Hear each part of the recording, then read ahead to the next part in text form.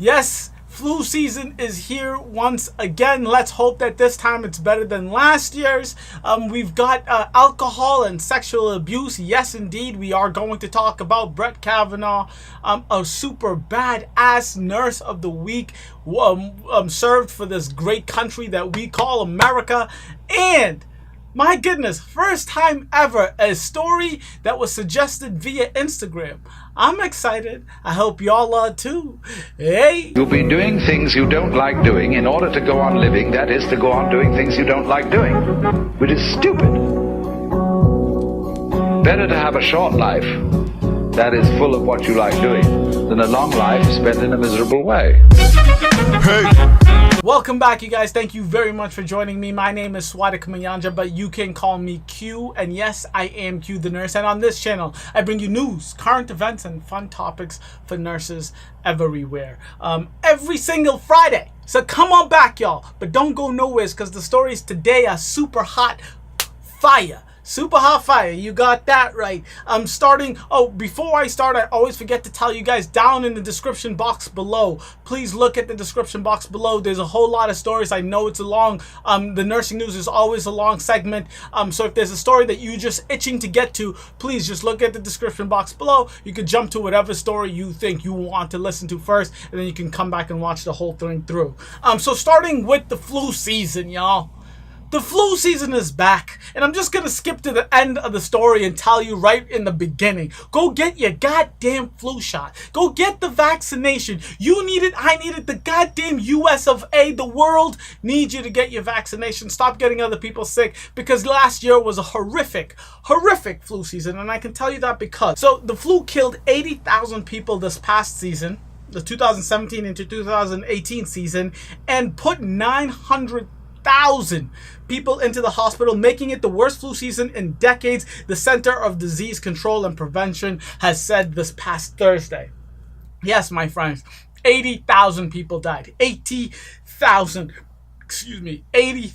people died from the flu this past season. We do not, absolutely not want anything close to that happening again. So get your goddamn flu vaccine, please and thank you. The reason I'm telling you guys this story so quick into the flu season is obviously because of all of those deaths and all of those hospitalizations from last season, but also because the Surgeon General is up to here with this flu vaccine BS. He is super upset. He's so blunt, and he's like, you know what? We need to get these vaccines, and I'm done with these people's bullshit about not getting the vaccine. And I love it. I love that he's taking such a straightforward spearhead approach at this season, because he does not want what happened last season to happen again. So if you didn't know, Surgeon General Dr. Jerome Adams said those 80,000 people who died from the flu last year, guess what?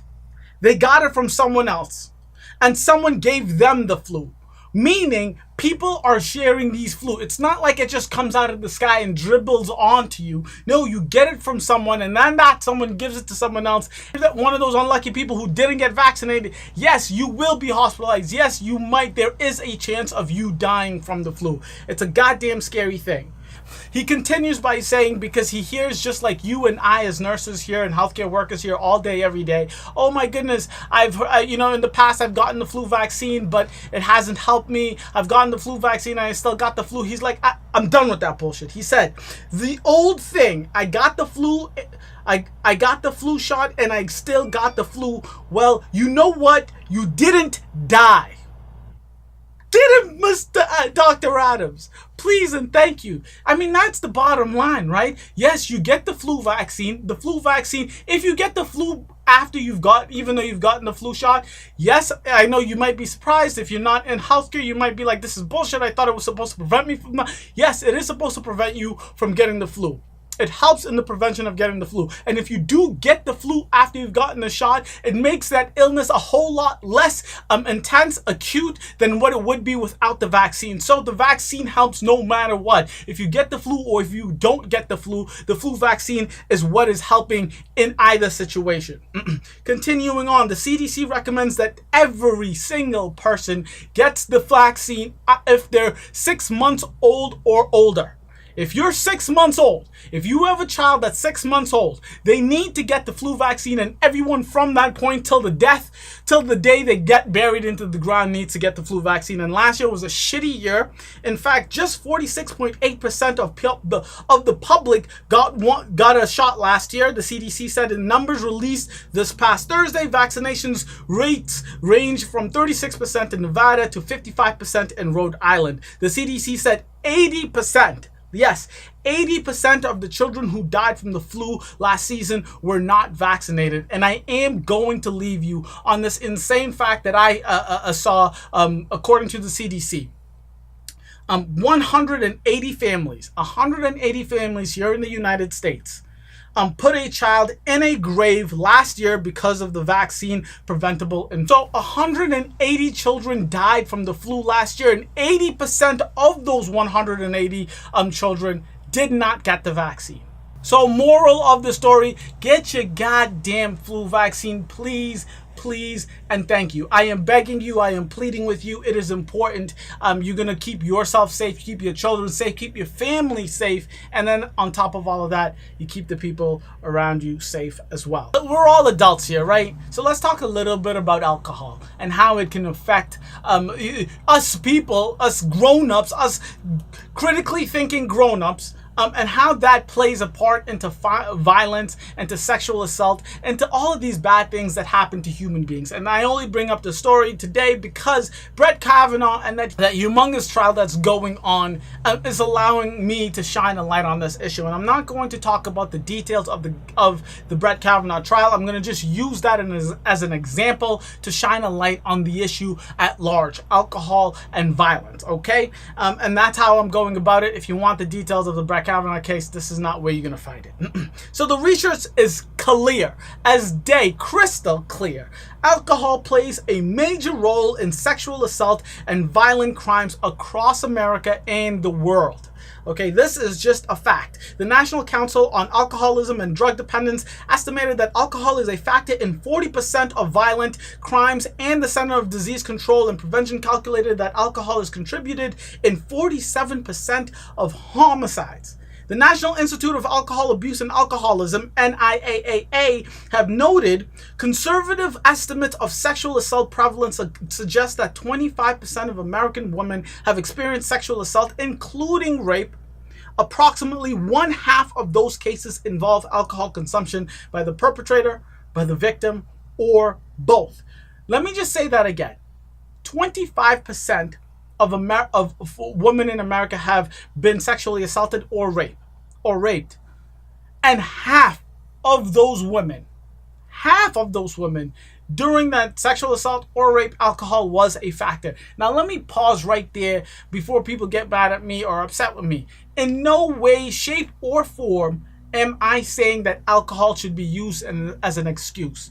If you drink alcohol, you are making the decision to drink alcohol, and the bad things that follow you drinking alcohol, that is on you, and I'm talking to the men out there. The decisions you make after you drink an entire gallon of 100 pure proof whatever is still your moral judgment and decisions. All of your decisions that you make is 1,000% your fault, right? You made the decision to drink alcohol knowing that it's going to change the mental status of yourself. And if you fuck up after you drink alcohol, that is on you. With that being said, we have to be honest about this conversation, right? If alcohol is a factor in all of these cases of violence and sexual assault and rape, let's talk about the issue of alcohol being used and how we can prevent or at least reduce the amount of violent sexual assault, whatever, especially when it comes to the use of alcohol. So to speak of going back to Brett Kavanaugh and why this allows us to bring light to the situation, and when I go through this, you'll be like, holy shit, yes, every single one of these situations that he's been accused of, alcohol was involved in some way, shape, or form. So, Christine Blasey Ford said that both she and Kavanaugh had been drinking before he allegedly groped her and tried to undress her while covering her mouth.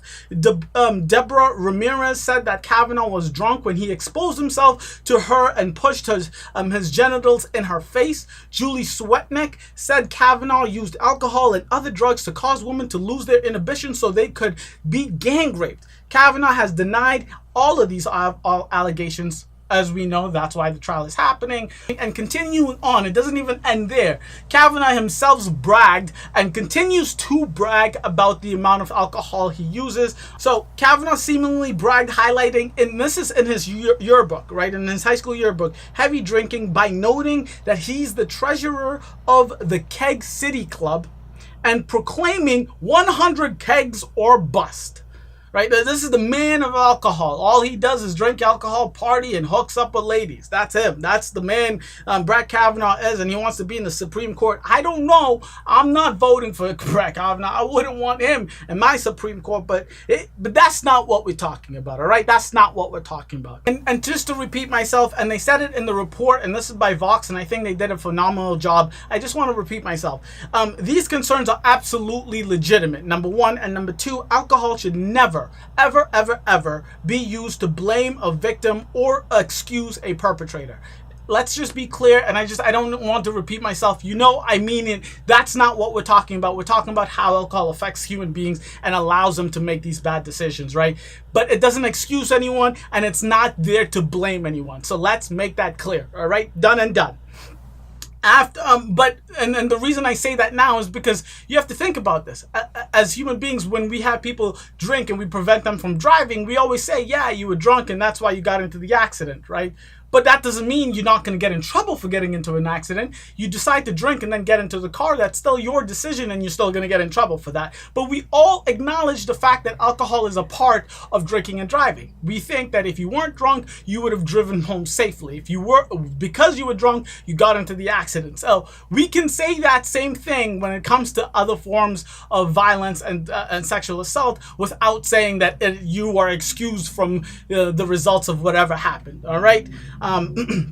So to look at the actual research in the study, one of the best reviews of the evidence on alcohol and sexual assault comes from 2001. The review explained that alcohol can increase persons' chances of being victimized since alcohol can reduce ability to evaluate risk and reduce ability to resist effectively. Yes, if you drink alcohol, the chances of you noticing what is a high-risk situation and what is not, and yes, we're talking about violent situations, so going up to a stranger's room that you never met before and thinking he's a nice guy and he's an actual dick, that the risk level of your mindset might be lower. But it goes for same other things, like getting into a car and racing down the highway, or jumping off a roof and thinking you're a goddamn wrestler. Whatever the situation is, alcohol just stuns your mental ability of saying, this is high risk, I probably shouldn't do this because it's not safe for me, you, or anyone involved.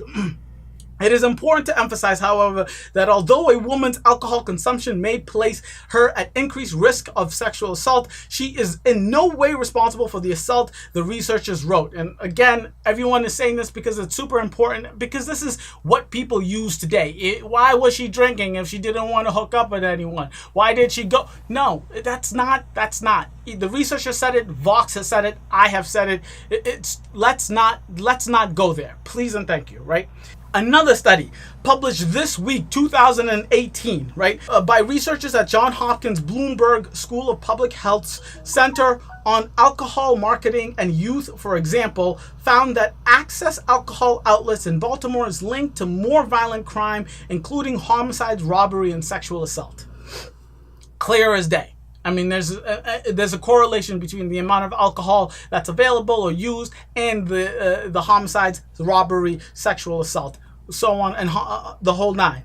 And the study, it continues on, and it says, as with sexual assault, part of the violent crime problem is that alcohol can make people more aggressive. Charles Brands, who studied the link between alcohol and violence, said a disinhibition theory. So it's not so much aggressiveness, but that decisions and judgment that would normally be held and checked are suddenly disinhibited under consumption of alcohol, all right? Connected to 88,000 deaths and millions of emergency room visits each year in the U.S., as well as millions more deaths each year worldwide. The only drug that's linked to more death is tobacco, and that is the smoking form, which leads to lung cancer. And this we are clear as day on. You're saying, Q, all right, we know all of this. I knew all of this. Why are you telling me? What do we do now? Okay, what is the next step? And here is what we can do to prevent a lot of this violence from happening. And I think when I read this, I was like, holy Jesus and Lord, we really should be doing this. But I do know some of these things. When I say it, you guys are going to be like, oh my God, that is super insane. Especially if you're not a fan of government, regulations and so forth and so forth. All right, number one, there's a bunch of these, so let's go through them together. All right, number one, a higher alcohol tax. In a 2010 review of the research in the American Journal of Public Health came out with strong findings. Our results suggest that doubling the alcohol tax would reduce alcohol-related mortality by an average of 35%. That alone, that is amazing to me. I think that alone is just great, right? Traffic crash deaths by 11%, sexually transmitted diseases by 6%, violence by 2%, and crime by 1.4%. All of that is fantastic. I mean, just the mortality alone, we can save 35% of the accidents that happen just due to this reduction of alcohol. I mean, a higher alcohol tax. I think that's an easy 1, 2, 3, right? That's an easy one you can say I'm all behind. Number two, a minimum price on alcohol. So this is from a 2013 review at the Center for Addiction Research in Canada found that based on data from Canada, a 10% increase in average minimum price would result in the region of an 8% reduction in consumption, a 9% reduction in hospital admissions, and a 32% reduction in wholly alcohol-caused deaths. Beautiful. Just alone, those two, the first two in the beginning, a minimum tax, raise a higher alcohol tax, and number two, a minimum price on alcohol, I think is fabulous, right? Moving on, revoking alcohol offenders' right to drink. I love this. I absolutely love this. And I know I live in Massachusetts, and I have actually known a couple of friends that had to go through this, which is rough. They thought was rough, but I think looking back, it's changed the way they think about alcohol entirely. It's a beautiful thing, right? So South Dakota's 24/7 sobriety program effectively revokes people's right to drink if a court deems it necessary after an alcohol-related offense. The program specifically monitors offenders through twice-a-day breathalyzer tests or a bracelet that can track blood alcohol level, and jails them 1 or 2 days for each failed test. Studies from the Rand Corporation have linked the program drops in mortality, DUI arrests, and domestic violence arrests.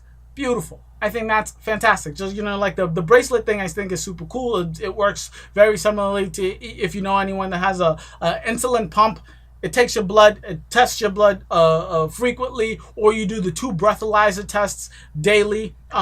And it says you can't drink if you're over the alcohol limit, or if the blood test comes back positive, you end up going to jail for a day. You end up going to jail for 2 days, depending on how often and how much you're drinking.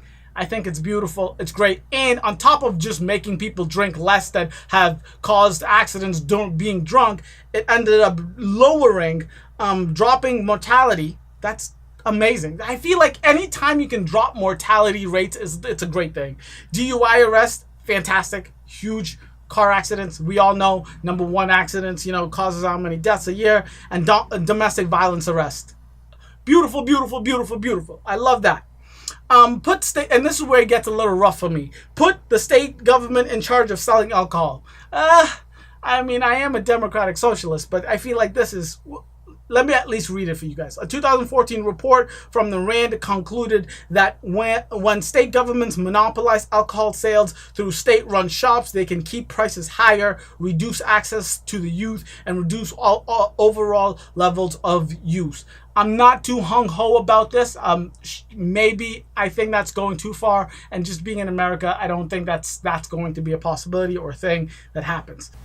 So those are the 4 things we can do now to prevent alcohol from causing all of these violent acts, sexual assault, homicides. The list goes on. DUIs, all of it, you know, car accidents, the whole nine.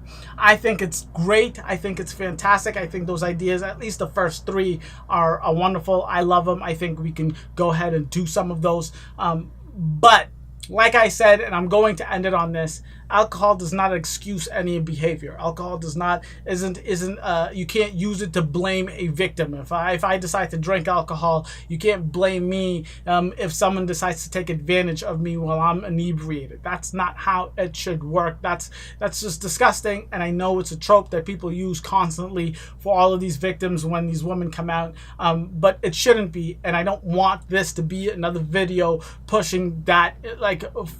I'm not saying that. I am not saying that. I'm saying the exact opposite.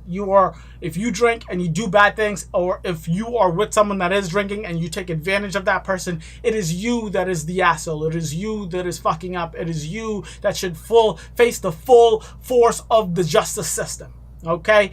But with all of that being said, with you guys knowing how I feel on that specific issue, alcohol is and will always be a factor in all of these violence and accidents and sexual assault and rape and the whole nine. It will be a factor in those things, and the more we can prevent people from abusing or overusing alcohol, according to the research and the evidence is clear, we can lower the rate of all of those things. And I think we should go and tackle whatever we can tackle, however we can do it, to prevent all of these bad things from happening. I think we should do it. I'm all for it. Please let me know in the comment section below if any of those tactics would work, or are you about it, or are you against all of it? Do you think this is crazy? Let me know in the comment section below. I would love to know. I would love to know. Moving on, and this is the second week in a row where I do a nursing tech video, and I think this one is awesome. And last week I talked about the Apple Watch, and we're staying with Apple this week, and this week we're talking about an ultrasound that you can use that is plugged into an Apple iPhone, I think, oh my goodness, Apple, I don't know what y'all doing. I switched over from the Apple because I wasn't excited about this 10s and the 10s Max, but I am absolutely loving these healthcare tech futuristic things that you guys are doing with the EKG last year and this week the ultrasound. So a startup that makes a new iPhone ultrasound device whose chief medical officer used it to diagnose his own cancer just raised over $250 million. The ultrasound, so for those who don't know, ultrasounds is basically they can see what's inside of your body. I'll show you some pictures around here. It's hard to explain, but it's used in literally everything. For you healthcare workers out there, for you nurses out there, you know this, I know this. You send people to an ultrasound for every single disease process in the history of the world, and it will help in some ways. It's not definitive, it's not as amazing as the MRI, it's not as detailed, but it finds out the immediate problem and it allows us to do our job much quicker and jump on it, right? But at the same time, we also know that ultrasounds are expensive. Ultrasounds you have to wait for. Ultrasounds you have to make an appointment for. A lot of the times, if you're not inpatient, it takes days before you can go get your ultrasound. So there is a barrier, okay? Yes, so ultrasound is the safest and most widely used medical imaging equipment. It is used for medical imaging inside the body and can detect the presence of anything from blood flow to tumors to unborn babies. And you're saying, so Q, tell me about this new device. You're talking about ultrasounds in general, but I want to know this new toy that I can plug into my thing and I can check my own heartbeat, my own carotid artery levels. I can find the tumor, right? It's exciting stuff. So let me tell you. So the new device is named Butterfly IQ. I love that name. I think it's fabulous. It was inspired by this gentleman, Mr. Rothberg, and it was in a personal experience. And he was like, you know what? Instead of waiting for the world or some, engineer to come by here and build something, I'm going to do this by myself. And he did it in kind of a need because of his child situation. So it was inspired by Rothberg's own personal experience. His daughter was born with a disease called tubular sclerosis, which creates tiny tumors all over the body. The treatment procedure for this requires the use of high-frequency ultrasounds and MRI imaging quite frequently. Obviously. So if you're getting these tumors in your body and you need to figure out where they are before you can do anything to it, if you need to do chemo, if you need to do surgery, if you need radiation, whatever, you need to first figure out where it is, how big it is, whatever. And that is in fact why you would need an ultrasound or an MRI. So he was like, I kept on waiting. It was taking too long. Every week I'm going to the hospital waiting 3 hours to go into the imaging. I'd look at my medical bills afterwards and it'd be $10,000, $5,000, $8,000 every time I would get a test done. It is scary. It is wrong. It was the worst. He hated the whole process. So he was like, you know what? I'm going to take this in my own hands and I am going to make a portable, much cheaper, wonderful ultrasound device. Because of all of the imaging that his daughter needed, his bills would always be through the roof. Sending someone to an MRI ultrasound every week ain't cheap. So, and like I said, and they've been using ultrasound since the 1950s, but the cost is insane. But what does this cost? What does the new Butterfly IQ cost? It costs just only $2,000. $2,000. So the next immediate question any human being would ask you, like, whoa, that's super cool. So, but Q, it's on the iPhone, number one, and number two, it's only $2,000. This might not work as great as the ultrasounds in the hospital, right? So obviously, so the device is not meant to completely phase out all of ultrasounds. But hear me out.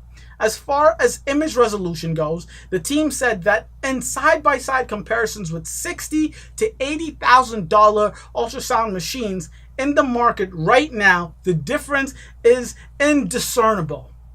You cannot tell with the human eyeballs the difference between the ultrasound pics that they're getting from this iPhone new tech, this Butterfly IQ, compared to $60,000 to $80,000 ultrasound machines.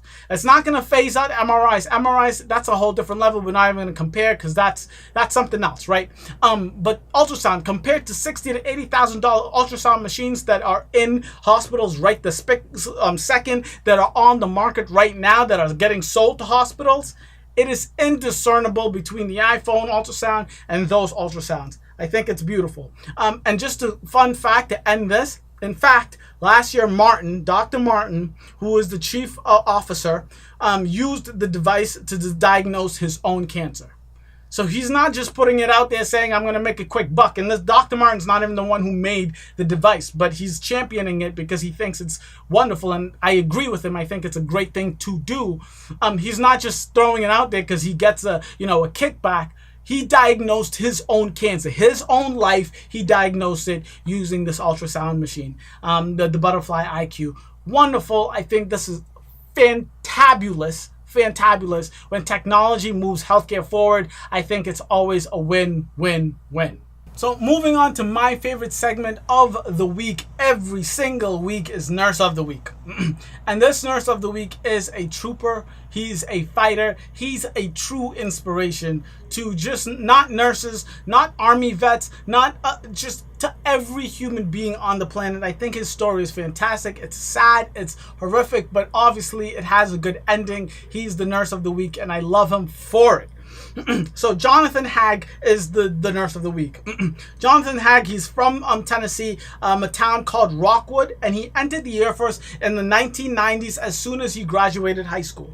What happened when he was in the Air Force? One day Jonathan was coming off of a ladder. He fell off going from one of the planes. He broke his leg, shattered his leg, his leg.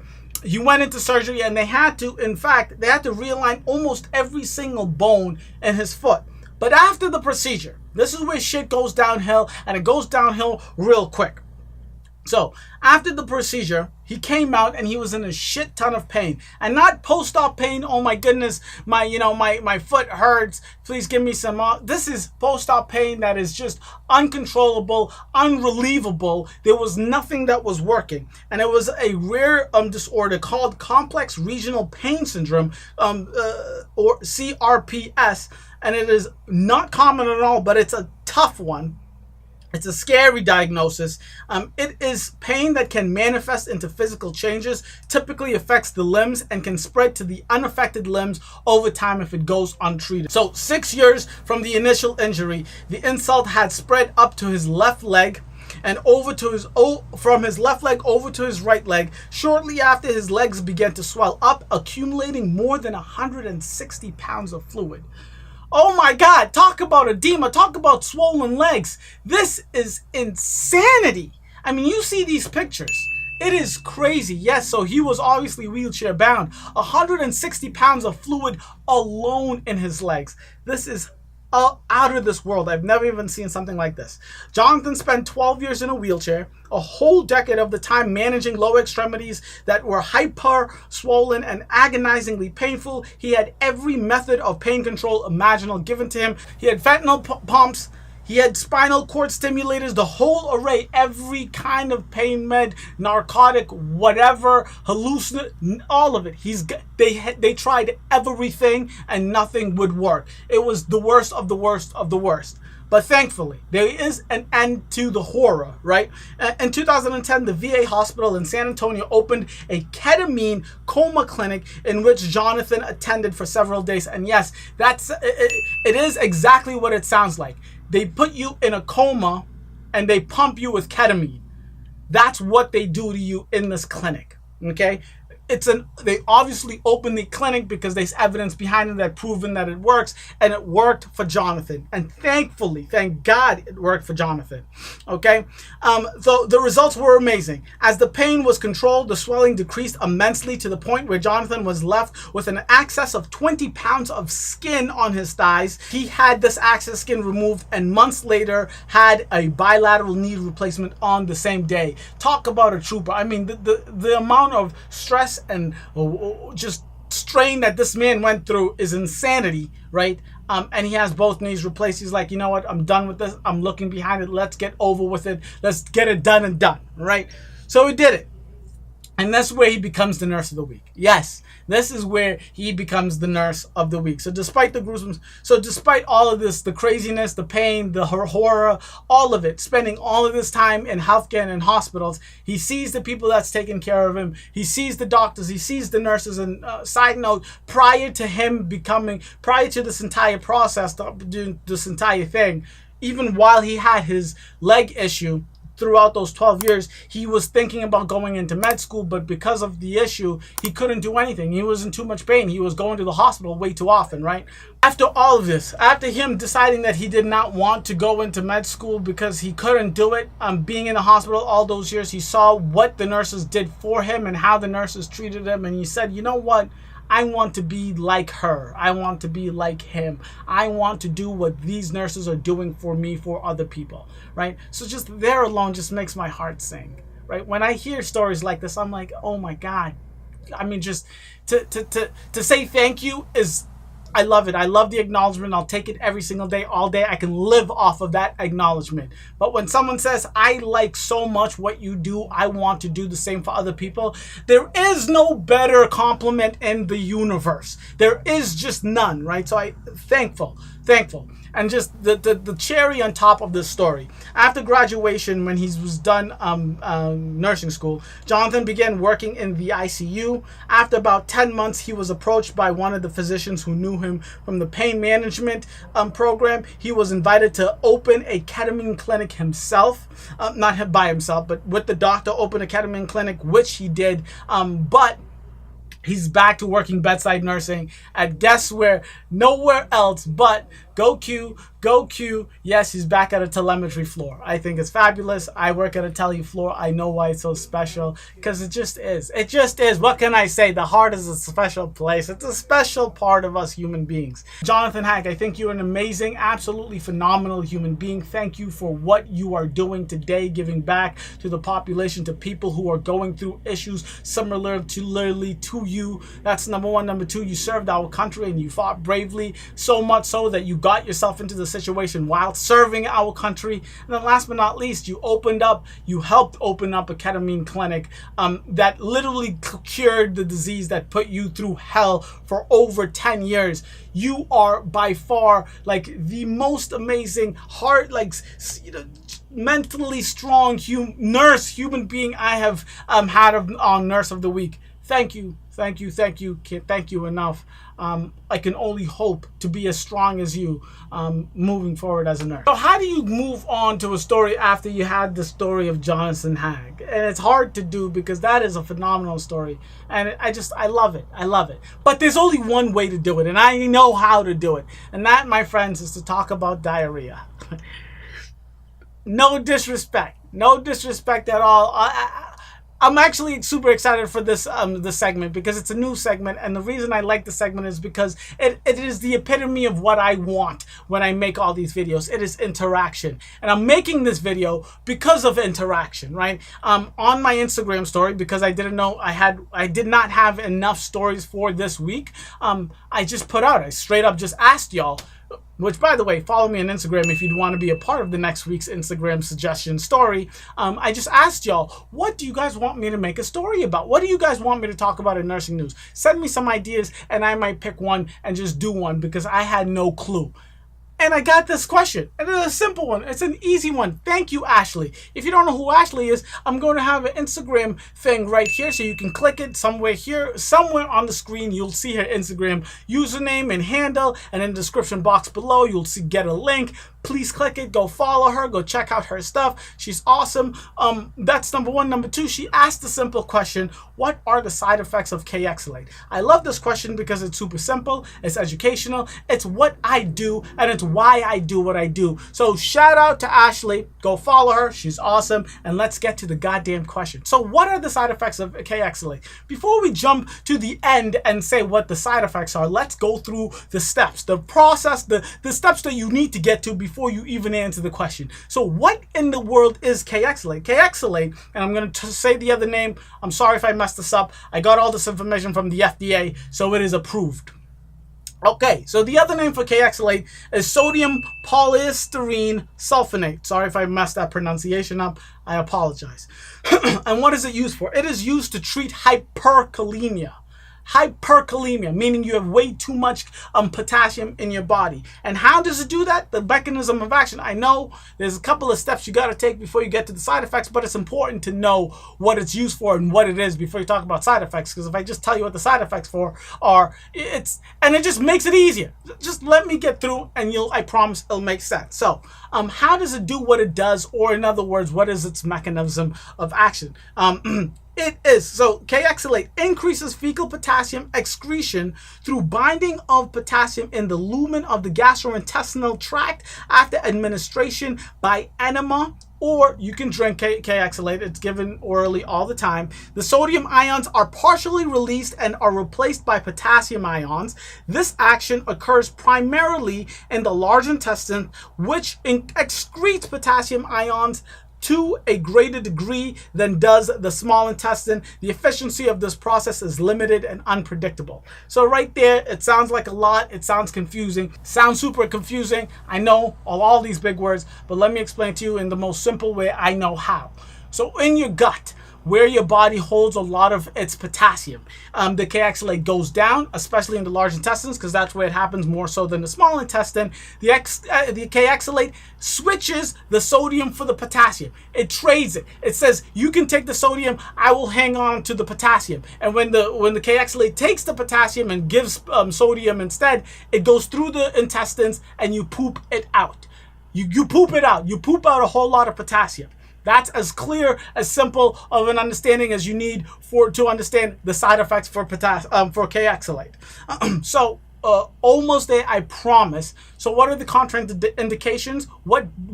In what kind of situation do you not want to give KAYEXALATE? Number one, and most common, right? So it's used for hyperkalemia, to get rid of the potassium. So you would never, ever, ever want to use KAYEXALATE when someone has a super low potassium, right? We all know that potassium affects the heart directly, so you always want to keep potassium in its normal range. So if you already have someone that has a low or has just lower of a potassium, try to stay away from the KAYEXALATE. And then because the way it gets rid of the KAYEXALATE is via bowel movements. If someone is not able to move their bowel or has a bowel obstruction, this is not the med to go to. So finally, the adverse reactions or the side effects of KAYEXALATE.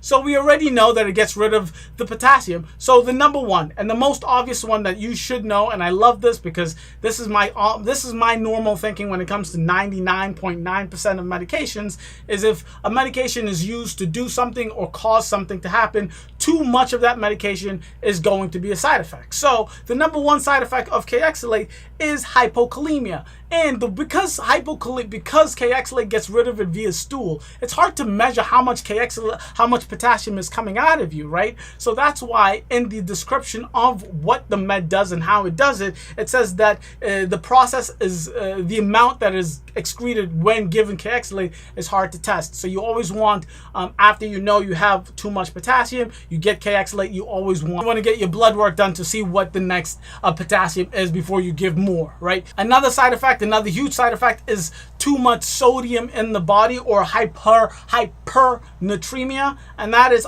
not obvious, but that is again why I started out by telling you the mechanism of action, because when KAYEXALATE is excreting all of the potassium in your large intestine, it is replacing it with sodium. So if you give too much KAYEXALATE, it is going to continue to replace, even if it is taking out the potassium because you need to get rid of it, it is going to continue to replace that potassium with sodium, and your sodium might go skyrocketing. Number three, hypovolemia.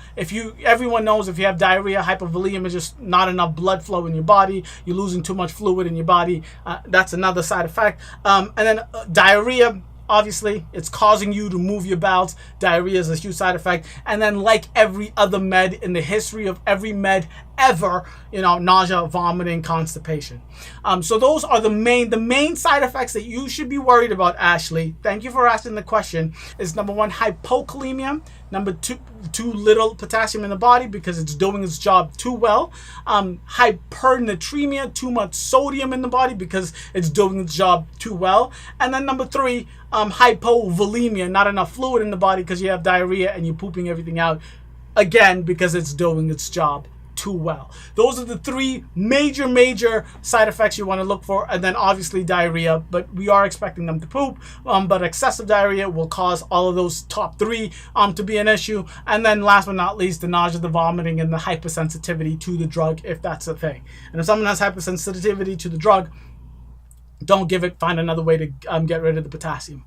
Ashley, I can't thank you enough for asking the question. And for those out there, for future reference, I do my nursing news every Friday. So I already put in my automatic reminders every Thursday post on Instagram story. What do you guys want me to cover in the nursing news moving forward? And I will continue to do that. And if you don't see the post on Thursday, or even if it's Friday and you're like, oh my God, nursing news is coming out and I want to know about X, Y, or Z, send me a DM, a message, whatever. Let me know. I would love to cover the stories that you guys are interested in, and I'm very thankful that Ashley actually asked us a question. Thank you guys so much for watching. I really do appreciate this. If you guys were informed or educated in any way, shape, or form by these stories, please hit that like button. If you liked my presentation of the news, I really suggest you subscribe and hit the notification bell so you know every time Q the Nurse drops some hot, fresh press news. Thank you. Catch you next week. Deuces.